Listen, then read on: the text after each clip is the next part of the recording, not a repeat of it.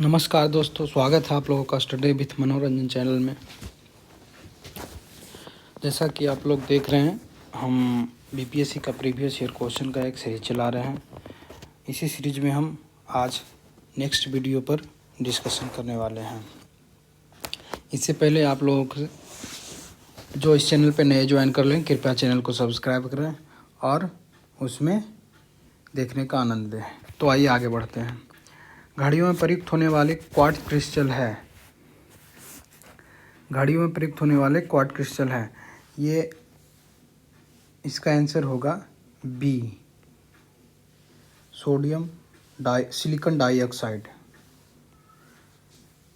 Bromine होता है रंगहीन गैस, भूरा गैस, बहुत ज्वलनशील गैस, लाल कलर। इनमें से कोई नहीं। सी, इसका आंसर होगा बहुत ज्वलनशील गैस।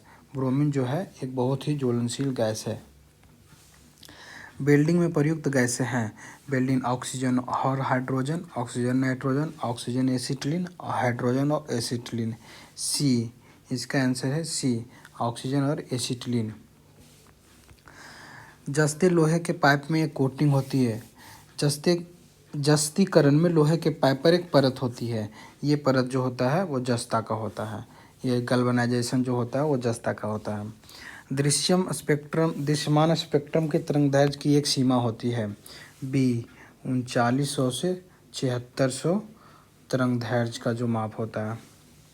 कपड़े साफ करने के लिए इस्तेमाल किया जाने वाला डिटर्जेंट है, यह है कार्बोनेट। कपड़े साफ करने वाला डिटर्जेंट कार्बोनेट होते हैं। वह पदार्थ जो मनुष्य के पसीने द्वारा उत्सर्जित होता है, मैग्नीशियम। ये मनुष्य के पसीने द्वारा शरीर से बाहर आता है। नीला थोथा का रासायनिक रूप से क्या नाम है? इसको कॉपर सल्फेट बोलते हैं। नीला थोथा को कॉपर सल्फेट बोलते हैं। परमाणु के केंद्र का आवेशित भाग कहा जाता है। परमाणु के केंद्र का आवेशित भाग प्रोटॉन कहा जाता है। किसी ठोस की गैस में सीधा परिवर्तन को कहा जाता है ऊर्ध्वपातन। इसे हम लोग कहते हैं ऊर्ध्वपातन।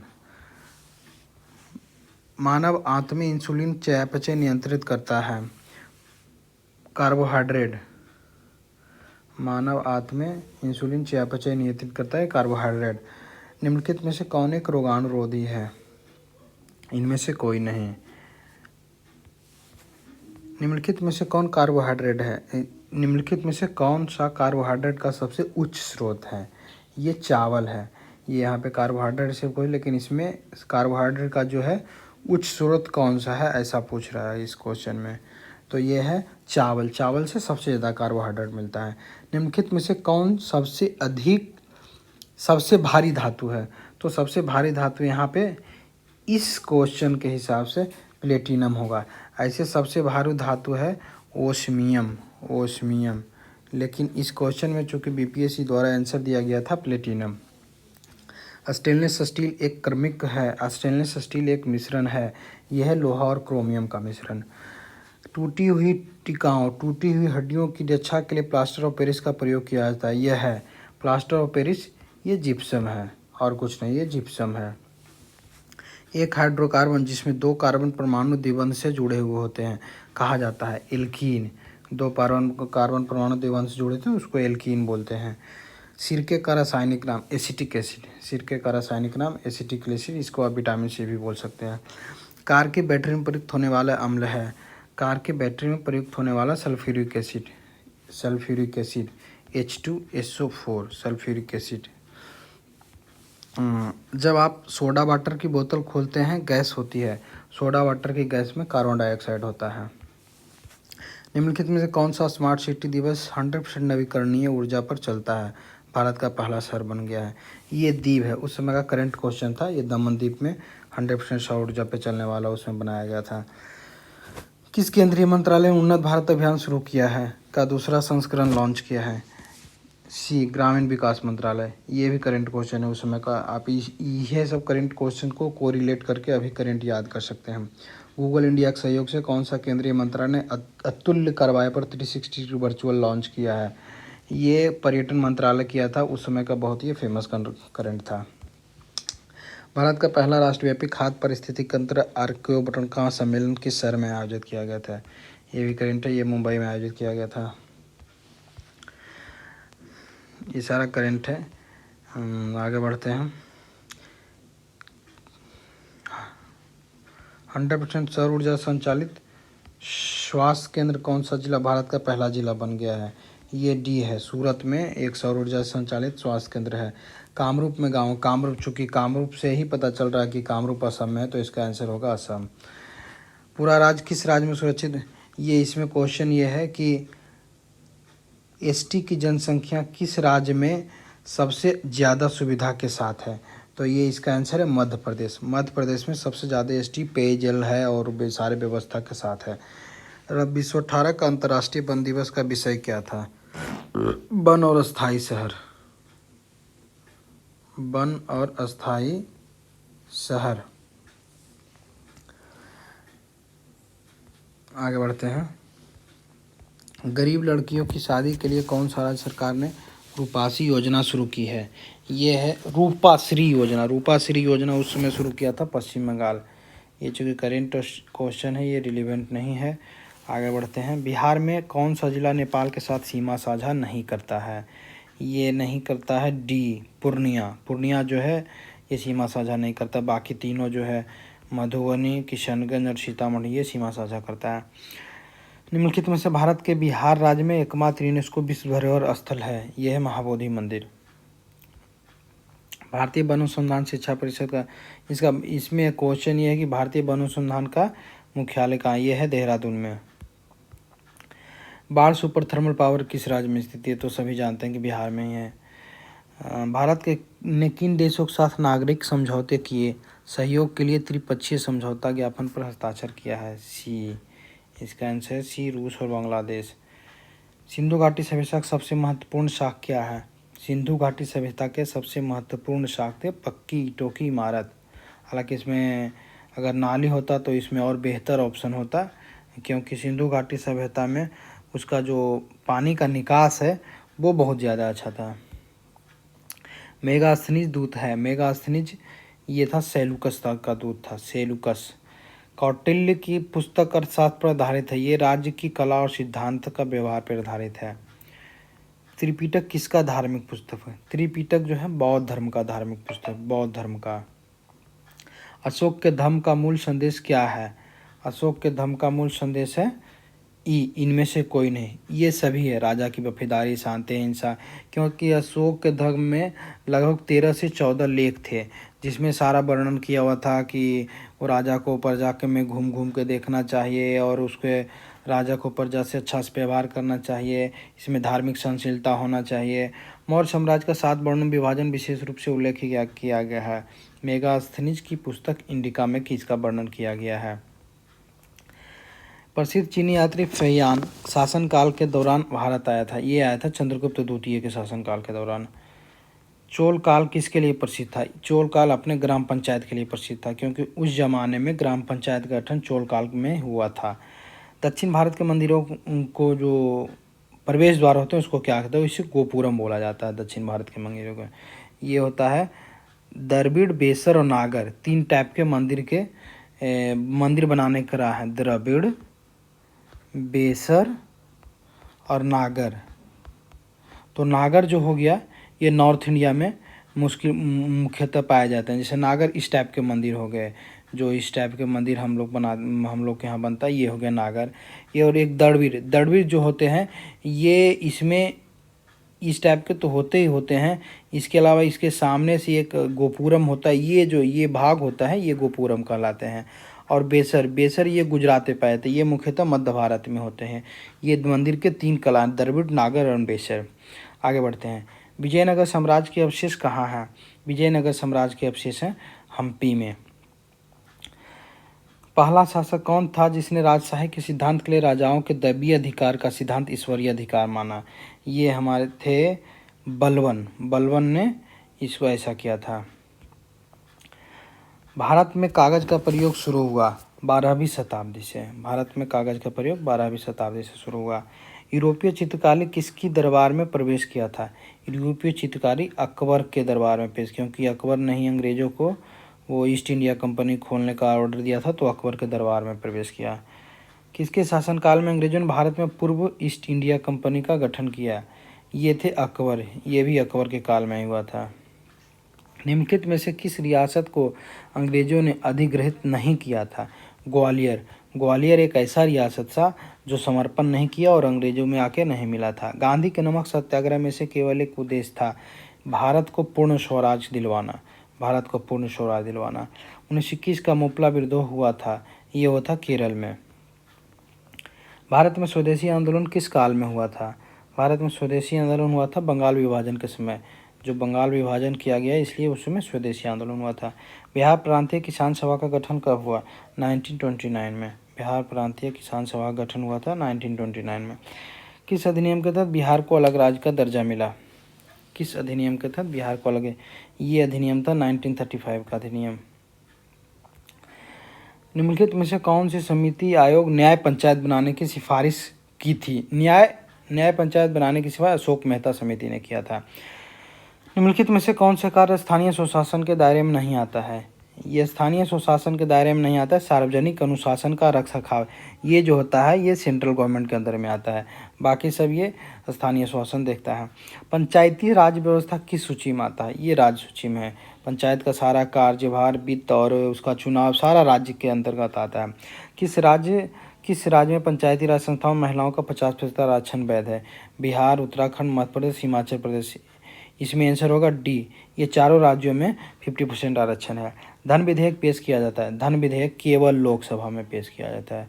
धन विधेयक केवल लोकसभा में पेश किया जाता है। भारतीय संविधान की प्रकृति क्या है? संघीय, एकात्मक, संसदीय। डी, प्रकृति में संघीय और अर्थ में एकात्मक। भारत के सर्वोच्च न्यायालय में न्यायाधीश की नियुक्ति कौन करता है? भारत के सर्वोच्च न्यायालय में न्यायाधीशों की नियुक्ति राष्ट्रपति करता है। इसमें एक पैनल है, उसी के रिकमेंडेशन के आधार पे इसकी नियुक्ति की जाती है। आगे बढ़ते हैं। राज्यसभा के पदेनाध्यक्ष कौन होते हैं? राज्यसभा के पदेनाध्यक्ष होते हैं उपराष्ट्रपति। भारत के प्रधानमंत्री किसके प्रति जवाबदेह हैं? भारत के प्रधानमंत्री लोकसभा के प्रति जवाबदेह हैं, क्योंकि वो लोकसभा के नेता होते हैं। संसद सदस्य बनने के लिए न्यूनतम आयु, संसद सदस्य बनने के लिए न्यूनतम आयु है 25 साल। संसद सदस्य बनने के लिए न्यूनतम आयु 25 साल है। उच्चतम न्यायालय के न्यायाधीशों की सेवानिवृत्ति का उम्र क्या है? ये है 65 ईयर्स। 65 ईयर्स। केंद्र सरकार में सर्वोच्च सिविल सेवा का अधिकारी कौन है? सर्वोच्च सिविल सेवा हो गया मंत्रिमंडल, कैबिनेट सेक्रेटरीट। भारत में राष्ट्रीय आय की गणना में एक समस्या है, ये असंगठित क्षेत्र है। असंगठित क्षेत्र ऐसा क्षेत्र है जिसमें ये परेशानी खड़ा करता है, क्योंकि असंगठित क्षेत्र का डाटा सरकार के पास सही रूप से नहीं होता है। आगे बढ़ते हैं। हाँ, ये क्वेश्चन था, भारत में कृषि को फिर से शुरू करने के लिए पुनर्वित्त, ये पुनर्वित्त का सबसे बड़ा संस्था कौन है? तो ये नाबार्ड है। National agriculture, NABARD, NABARD. National agriculture bank of refinancing department या ऐसे डेवलपमेंट करके बोला जाता है। कृषि और ग्रामीण विकास के लिए राष्ट्रीय बैंक। 14वें वित्त आयोग के नाम विभाज्य केंद्रीय राजस्व कर में राज्यों का विषय प्रतिशत है। ये 42% मिला था, ये उस समय का करंट क्वेश्चन था। भारत में किस क्षेत्र में प्रत्यक्ष विदेशी निवेश समतुल्य प्रवाह उच्चतम है? ई, ये इसका आंसर ये होगा। भारत में सीमांत कृषि भूमि जोत का आकार है? डी, 1 हेक्टेयर से कम। 1 हेक्टेयर से कम। वैश्वीकरण शामिल नहीं है? डी, सार्वजनिक क्षेत्र में इक्विटी का निवेश, ये वैश्वीकरण के अंतर्गत नहीं आता है। मनी लॉन्ड्रिंग एक्ट कब आया था? मनी लॉन्ड्रिंग एक्ट आया था 2005 में। संक्षिप्त नाम ट्रिम्स का क्या अर्थ है? व्यापार उन्मुख अभिनव उपाय। नीति आयोग अस्तित्व में आया था? सी, 1 जनवरी 15 से। नीति आयोग अस्तित्व में आया था 1 जनवरी 15 से। गुल्लक बैंक कहाँ है? गुल्लक बच्चा बैंक, ये पटना में है। ये पटना में बच्चों द्वारा बनाया गया बैंक था। भारत सरकार अखिल भारतीय थोक बजारो 2004-05 से मूल्य सूचकांक के लिए आधार वर्ष किस संस्करण में बदल दिया गया है? ये हो गया है 2011-12 में। भारत की जनगणना 2011 के अनुसार किस राज्य में महिला और महिला दोनों में साक्षरता प्रतिशत न्यूनतम है? ये है आपके बिहार राज्य में सबसे कम है। बिहार में कृषि भूमि जोत का औसत आकार अन्य राज्यों की तुलना में न्यूनतम से द्वितीय है। न्यूनतम से द्वितीय है। वर्तमान में भारत के किस राज्य की कीमतें न्यूनतम प्रति व्यक्ति आय क्या है? न्यूनतम प्रति व्यक्ति आय जो है ये बिहार में है सबसे कम। बिहार में नवीनतम वार्षिक प्रति व्यक्ति इलेक्ट्रिसिटी का सेवन किया जाता है। बिहार में सबसे कम वार्षिक इलेक्ट्रिसिटी का सेवन किया जाता है। भारत के किस राज्य में कपास का औसत उत्पादन अच्छा है? कपास का औसत उत्पादन सबसे ज़्यादा होता है गुजरात में, इसलिए इसमें से कोई आंसर नहीं होगा, ई होगा। बिहार में प्रति 1 लाख जनसंख्या पर सड़क की लंबाई है। बिहार में प्रति 1 लाख जनसंख्या पर सड़क की लंबाई न्यूनतम से द्वितीय है, मतलब नीचे से दूसरा। 10,000 ईस्वी पूर्व में विश्व का जनसंख्या था। हालांकि ये क्वेश्चन बहुत विवादित रहा, लेकिन फिर भी इसका आंसर बिहार सरकार ने 5 मिलियन दिया है। कॉकस प्लेट के बीच पाई जाती है? ए मध्य अमेरिका और प्रशांत प्लेट के बीच पाई जाती है कॉकस प्लेट। संयुक्त राज्य अमेरिका का रस्ट बॉल निम्नलिखित में से कौन राज्य से संबंधित है? अलबामा का क्षेत्र। हालांकि ये सारा क्वेश्चन मैटर नहीं करता, लेकिन फिर भी कैसे बीपीएससी में डाला। निम्नलिखित में से कौन कॉफ़ी पोट के नाम से जाना जाता है? सेंटोस। सेंटोस को हम लोग कॉफ़ी पोट के नाम से जानते हैं। निम्नलिखित में से किस राज्य में सर्वाधिक क्षेत्र वनों के नीचे पाया जाता है? सर्वाधिक क्षेत्र पाया जाता है अरुणाचल प्रदेश में। अरुणाचल प्रदेश का जो है मैक्सिमम क्षेत्रफल वन से ढका हुआ है। मैक्सिमम क्षेत्रफल सबसे ज़्यादा अरुणाचल प्रदेश का ढका हुआ। निम्नलिखित में से नदी द्वारा बनाई गई मिट्टी है? ये जलोढ़ मिट्टी जो होता है वो नदी के जो बाढ़ आते हैं तो उससे बनाया जाता है, जलोढ़ परत। भारत के कोयला बिजली उत्पादन में जल का क्या योगदान है? ई इसमें से कोई नहीं। जल का 5% के आसपास, 5% से भी कम इसका योगदान है जल का। भारत की जनसंख्या के अध्ययन में कौन सा एक जियोग्राफिकल डिवाइस के नाम पर जनगणना वर्ष ज्ञात है? ये होता है महान विभाजक वर्ष 1921। 1921 को महान विभाजक वर्ष बोला जाता है। तमिलनाडु में कॉटन इंडस्ट्री कारखाने कहाँ पाए जाते हैं? ये सबसे ज़्यादा कारखाने कोयम्बटूर में पाया जाता है। कोयम्बटूर में इधर सबसे ज़्यादा कारखाना है। निम्नलिखित में से कौन से भारत का कौन सा राज्य रबर उत्पादन में अग्रणी है? ये केरल होगा। रबर उत्पादन के लिए केरल सबसे ज़्यादा अग्रणी है। राष्ट्रीय राजमार्ग एक जोड़ता है हल्दिया को कोलकाता से। राष्ट्रीय राजमार्ग हल्दिया को कोलकाता से जोड़ता है। राजस्थान की राज्य खेतरी पट्टी किसके लिए प्रसिद्ध है? राजस्थान की राज्य खेतरी पट्टी तांबा निष्कर्षण के लिए प्रसिद्ध है। निम्नलिखित में से कौन सी नदी फतुआ के पास गंगा में मिलती है? फतुआ के पास गंगा में जो मिलती है वो है पुनपुन। सोन तो होगा नहीं, सक्रिय भी नहीं होगा, बालन भी नहीं होगा। कोपेन की जलवायु वर्गीकरण उत्तर बिहार की जलवायु प्रतिनिधित्व यह कर सकते हैं? ये CWG, ये हालांकि बहुत टफ क्वेश्चन है। ये सिर्फ भूगोल से ऑनर्स किए हैं वो ही बता सकते हैं सही ढंग से। मुजफ्फरपुर, दरभंगा और चंपारण जिलों में आमतौर पर कौन सा क्रम परिवर्तन पाया जाता है? नई जलोढ़ मिट्टी, क्योंकि उधर बाढ़ आती रहती है तो बाढ़ के पानी से नई जलोढ़ मिट्टी का निर्माण होता है। बिहार का सर्वाधिक महत्वपूर्ण जूट उत्पादक जिला है? डी पूर्णिया। पूर्णिया चूँकि ये बांग्लादेश सटा हुआ तो ये बंगाल के आसपास भी, तो पूर्णिया में सबसे ज़्यादा जूट का उत्पादन होता है। त्रिवेणी नहर चूँकि पिछले क्वेश्चन में त्रिवेणी नहर पूछा गया था, इस बार त्रिवेणी नहर किस नदी पर बना ये पूछा गया था। त्रिवेणी नहर गंडक नदी पर बना। तो इस प्रकार से हर साल बिहार के क्वेश्चन रिपीट होते हैं। पीपीएससी में क्वेश्चन रिपीट होते हैं। अगर हम लोग क्वेश्चन को रिलेट करके पढ़ें तो निश्चित ही हम लोग इस एग्ज़ाम को क्रैक कर सकते हैं। और 150 आउट ऑफ 150 हम लोग इसका अप्रोक्सीमेटली कटअप जो 105 जाता है वो तो हम लोग क्रॉस कर ही जाएंगे। जैन धर्म के संस्थापक महावीर जी का उद्धार स्थान कहाँ है? तो ये है सी पावापुरी में। कैमूर पठार किसके लिए जाना जाता है? कैमूर पठार में चूना पत्थर है, चूना पत्थर का खनिज है वहाँ पे। स्वामी सहजानंद सरस्वती की एक पत्रिका प्रकाशित हुई जिसका नाम था ई, इनमें से कोई नहीं। स्वामी सहजानंद सरस्वती, इनकी आत्मकथा का नाम है मेरे जीवन का संघर्ष या struggle of my life. Struggle of my life या मेरे जीवन का संघर्ष, इनके ये आत्मकथा का नाम है, इन्होंने वर्णन दिया है कि ये कैसे कैसे ये अपने जीवन में आगे बढ़े, किस प्रकार से ये किसान आंदोलन में भाग लिए, सारा डिटेल उसमें दिए हैं। 1913 में पटना अनुशीलन समिति की शाखा की स्थापना किसने की थी? सचिंदर नाथ सन्याल। 1922 में मुंगेर में किसान सभा का गठन किया था, ये किए थे मोहम्मद जुबैर किए थे। 1934 में बिहार सोशलिस्ट पार्टी का गठन किया था, बिहार सोशलिस्ट पार्टी का गठन किया था बी जयप्रकाश नारायण। बिहार के भारत के संविधान सभा के सदस्य कौन थे? बिहार से भारत के संविधान सभा के सदस्य राजेंद्र प्रसाद। 1937 में बिहार में गठित प्रथम भारतीय कैबिनेट का नेतृत्व किसने किया था? ये किए थे मोहम्मद यूनिस। प्रथम भारतीय कैबिनेट बिहार में जो कैबिनेट गठन हुआ था 1937 में, उसका नेतृत्व किए थे मोहम्मद यूनिस। राजेंद्र प्रसाद ने पाकिस्तान का जन्मदाता किसे माना है? तो राजेंद्र प्रसाद पाकिस्तान के जन्मदाता मोहम्मद अली जिन्ना को मानते थे। पटना लॉन गांधी मैदान के रूप में नामकरण हुआ था, ये चंपारण सत्याग्रह के दौरान हुआ था। बीपीएससी का आंसर है ये। बॉम्बे प्रेसिडेंसी एसोसिएशन की स्थापना किसने किया था? फिरोज शाह मेहता। फिरोज शाह मेहता, बॉम्बे प्रेसिडेंसी एसोसिएशन फिरोज शाह मेहता ने किया था। हालांकि इसका answer Firoz Shah Mehta, K T Telang and Tyabji तीनों होना चाहिए, लेकिन फिर भी फिरोज शाह मेहता उसमें अग्रणी नेता थे, इसलिए उनका ही नाम है। इंपीरियल कैडेट काउंसिल किसने स्थापित किया था? ये किए थे Lord Curzon. Imperial cadet council का स्थापना लॉर्ड कर्जन किए थे। बंगाल विभाजन की घोषणा की गई थी, ये बहुत इंपॉर्टेंट क्वेश्चन है। 19 जुलाई 1905 को बंगाल विभाजन की घोषणा और बंगाल विभाजन का प्रभावी होना। बंगाल विभाजन प्रभावी हुआ था 16 अक्टूबर 1905 को।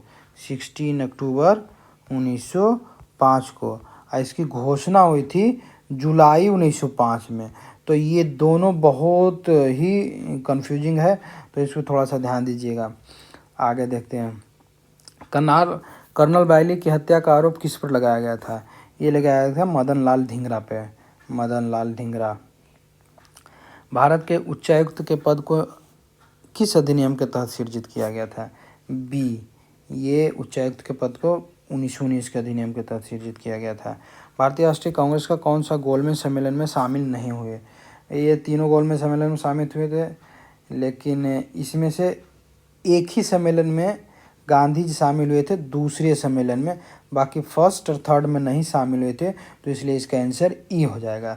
गोलमेज सम्मेलन का बार बार क्वेश्चन पूछा जा रहा है, जो कि 1930 में हुआ, 1931 में हुआ और 1932 में हुआ।